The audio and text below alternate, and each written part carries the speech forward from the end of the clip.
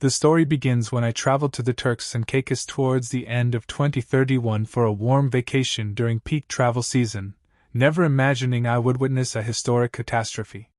The day began normally, but as I tossed the paper plane into the air, its strange flight path, caught in chaotic eddies of turbulent air, signaled the arrival of something horrific. An impact tsunami was approaching. The International Space Station, ISS, had undergone an uncontrolled re-entry after the SpaceX deorbit vehicle and Russia's Roscosmos backup both failed. Instead of landing safely in the spacecraft cemetery at Point Nemo, the supermassive, superheated fragments of the 450-ton station slammed into the ocean near the shore. The collision created a toxic energy splash and a plume of vaporized seawater along with black smoke and sediment. Those in its path suffered a brutal combination of flash steam and chemical burns, blunt force trauma, and poisoning from contaminated spacecraft fuel. While thousands of unsuspecting citizens were at risk, the officials and wealthy elite responsible for the failure hid in bunkers, knowing the risks they had publicly downplayed. They had already polluted Point Nemo with hundreds of tons of space junk.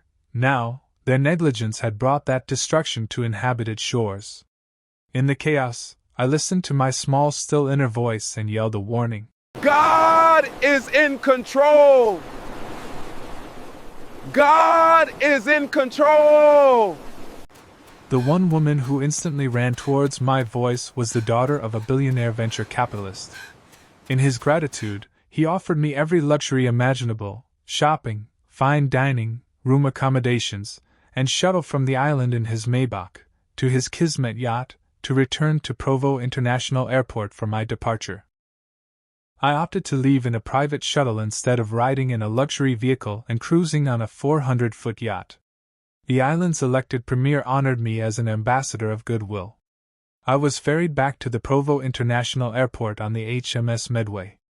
My actions and condolences shared after the tragedy were not for fortune, fame, or attention, because what does it profit a man if he gains the whole world and loses his own soul?